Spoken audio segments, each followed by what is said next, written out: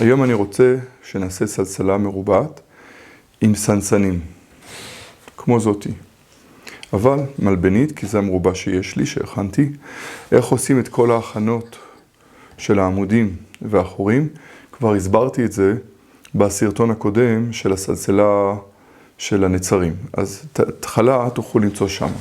אני מתחיל מהנקודה הזאת, שיש לי כבר בסיס עם חורים עבור הניצבים ועמודי פינה. אני אגיד מילה על דוגמה פה. הכלייה פה מחולקת לשלושה חלקים. יש חלק תחתון, שזה חגורה תחתונה, אני קורא לזה. זה 3 שורות בדרך כלל, או 4 מקסימום, של חגורה. זה פשוט מחזק את הבסיס, שהסל יהיה לו את המקום שלו. את החלק הזה, האמצעי, זה כלייה צרפתית. והחלק העליון הוא עוד פעם חגורה עליונה, ואחר כך סיומת. בסדר? אז אני שם את זה בצד ונתחיל להראות מה עושים. רגע, לפני שאני לוקח פה, מה יש לי פה בסמיכה? בסמיכה פה יש לי את הסנסנים שלי. הם כבר מופרדים לעבים ודקים, כי הפרדתי אותם קודם. לקחתי חבילה והפרדתי אותם. העבים זה העבים ביותר שיש לכם. כן? הדקים זה פשוט, נקרא לזה בינוניים. אפשר לראות שהם יותר דקים. אני מתחיל עם הניצבים, כי זה מה שאני מתחיל. אני סוגר את כולם בתוך הסמיכה, כדי שישארו לחים ולא יתייבשו לי. ואני שם את זה על הרצפה, שלא יפריע לנו.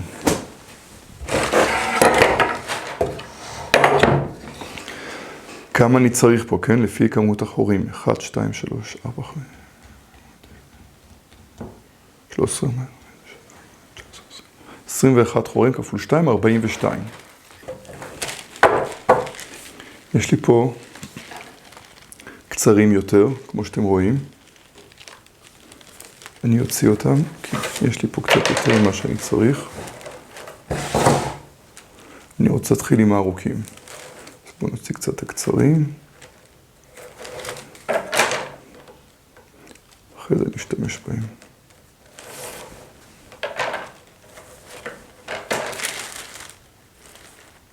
טוב. אני מתחיל פשוט בלחתוך את הקצה.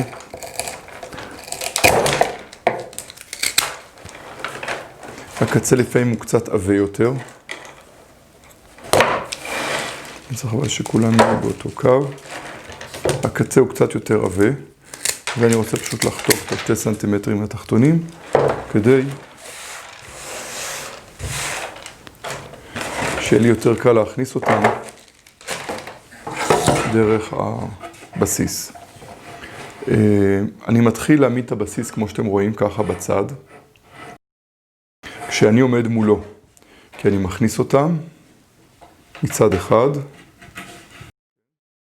אני צריך להכניס דבר ראשון את כולם.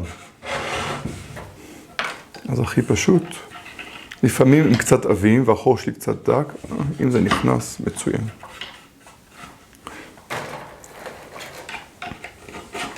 ככה אני מכניס את כולם. זה לא נכנס.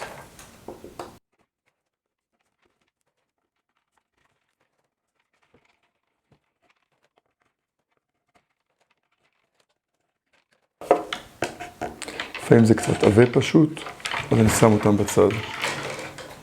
אם לא תהיה לי ברירה, אני פשוט או אגדיל את החור, או אחתוך אותו קצת שיהיה פחות עבה. כל עוד יש לי מספיק ניצבים להשתמש בהם. בלעדיהם, אז אני פשוט מניח אותם בצד כרגע.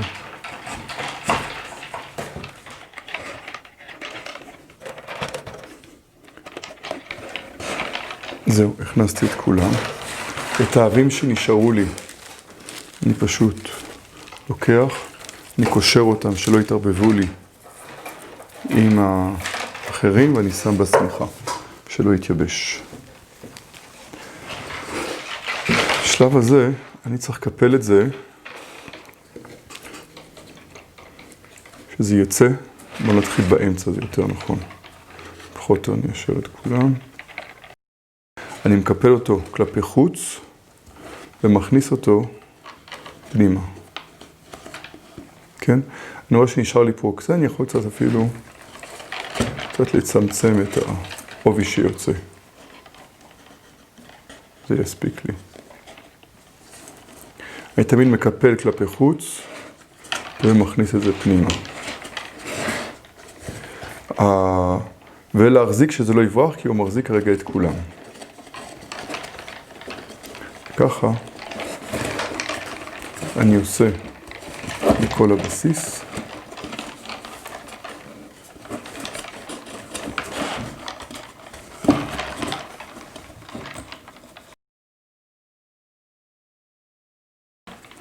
בפינה, פינה אני מדלג, אני פשוט עובר לבא בתור. כן? גם פה. אני ממשיך וממשיך הלאה, לבא בתור.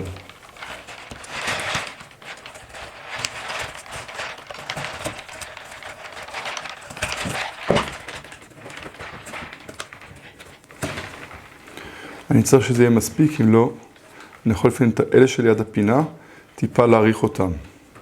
כי יש להם מרחק יותר גדול לעשות, לעומת הרגילים של הדופן.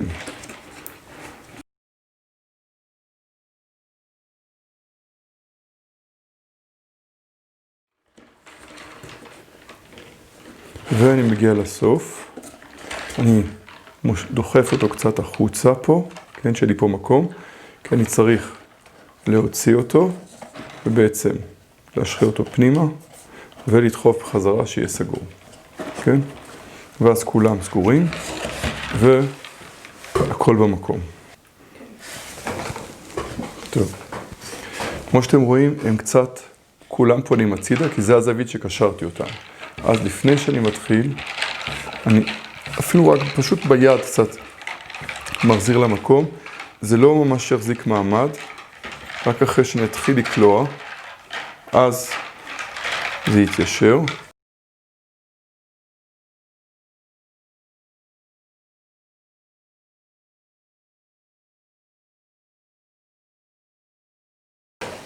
לקחתי פשוט חבילה מהסמיכה שלי של סנסנים דקים. הם הקולעים שלי. איתם אני עכשיו עובד עד סוף הקליעה, אני לא משתמש יותר באבים. טוב, החגורה זה פשוט קליעה של 3 שורות של קליעה, של 102 מאחורי 2, עם סנסנים. ניקח בשביל זה, אני אתחיל עם 2 ארוכים, ניקח 2 קצרים יחסית, כדי שנקודת ההחלפה שלי אחר כך, של הסנסנים לא תהיה ממש באותו מקום, לפחות בהתחלה ככה זה יהיה, אחרי זה פחות עקרוני. ואני מתחיל באמצע, ואני לא רוצה את החלפה בקצה. אני שם ארוך, קצר, ארוך, קצר. ואני פשוט קולע מעל 2, מאחורי 2, לכל האורך. כן? אם הוא יוצא מפה, אז זה מעל 2, וזה יהיה מאחורי 2. וככה לכל האורך.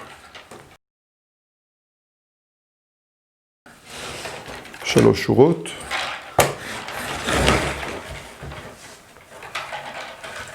וכשכל אחד מגיע לקצה, אני מחליף אותו. החלפה כרגיל היא בפנים. מה שיש רק להגיד שכדאי לא לעשות את ההחלפה בקצה. אתם רואים שזה מגיע לפה. אני לא רוצה את ההחלפה, אז אני מחליף את זה קודם. ואני שם אחד אחר במקום. וגם זה מגיע לפה. הוא כבר בולט לי פה החוצה, אז אני פשוט חותך אותו שלא יפריע לי בהמשך. ואני שם פה אחד אחר שיחליף אותו. ואני ממשיך לקלוע.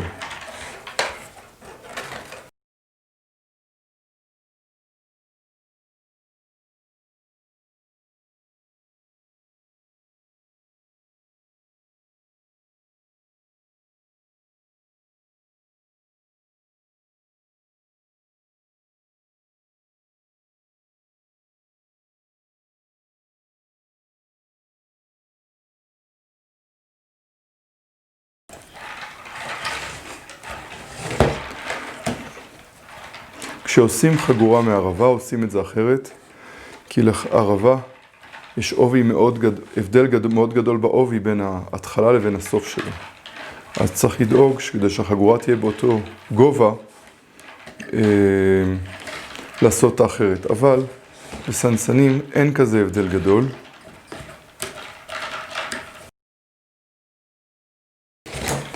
הנה, פה זה נגמר. אני חותך אותו. אני אפילו לא, אני מעדיף שלא לעשות את זה פה, אני אחליף אותו כבר קודם.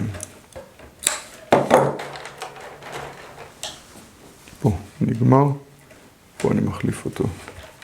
אז 1, 2, זה יוצא מפה.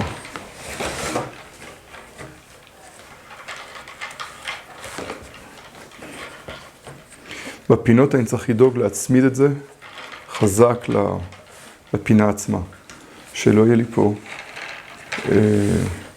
התנפחות של המקום.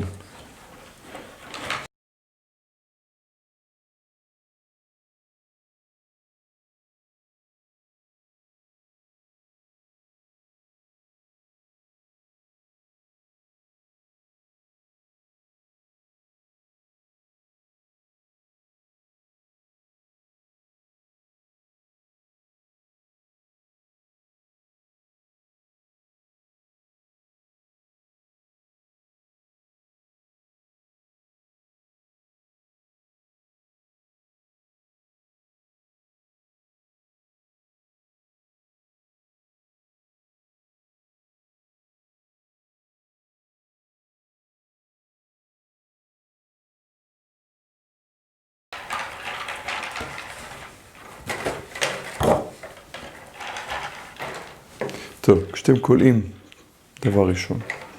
כמו שאתם רואים, אני מעביר עם יד ימין את הקולע, עם יד שמאל, אני כל פעם עם הגודל שלי, הוא מעלה לי את האחרון למעלה, ככה אני פשוט יכול לתפוס אותו ולהעביר אותו.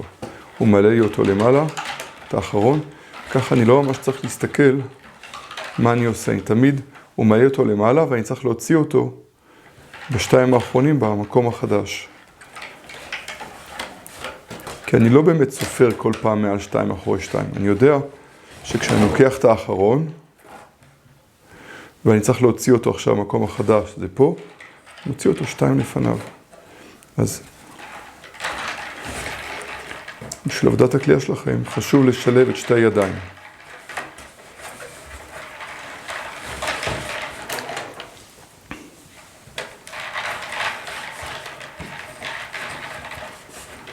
אפשר כמובן לקלוע את כל, רגע, הוא קצר לי כבר, אז אני רוצה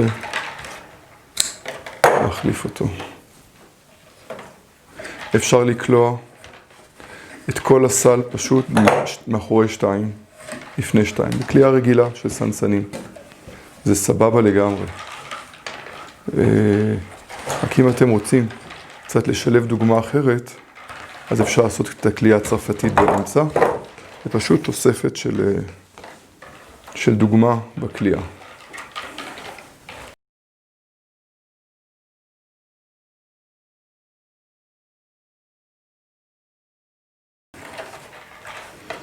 אני רוצה שפשוט יהיה לכם בתשומת לב שזה בסדר גמור. בפינה נוצר מין כזה עיגול שהוא פחות צמוד לעמוד עצמו. זה לגמרי נורמלי. שיש לכם את המשולש הזה פה בפנים.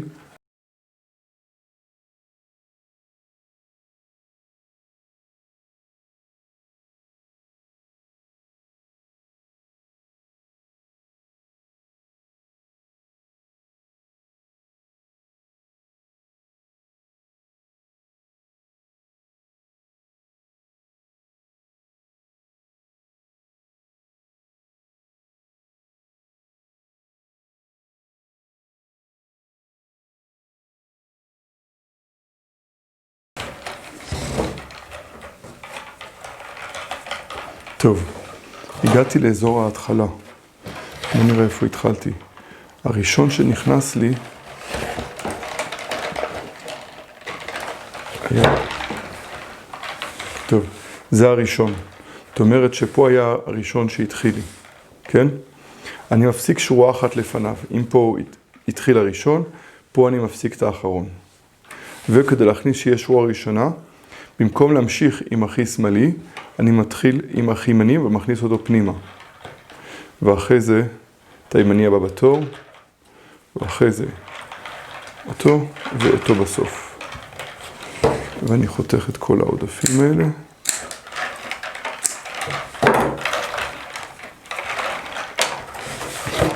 כן? פה יש לי 3 שורות. 1, 2, 3. גם פה יש לי 3 שורות. עשיתי 3 שורות בכל מקום. עכשיו, מה שאני צריך לעשות זה ליישר את הניצבים שלי. בהתחלה לא הצלחתי, עכשיו אני צריך לעבוד על זה. כרגיל בפינות אני צריך לדחוף את זה פנימה. כן? ממש לדחוף פנימה. אז בואו נתחיל. אני צריך שהכל גם לא ינטה החוצה, עדיף שהוא ינטה קצת פנימה, ויהיה בקו ישר כלפי מעלה.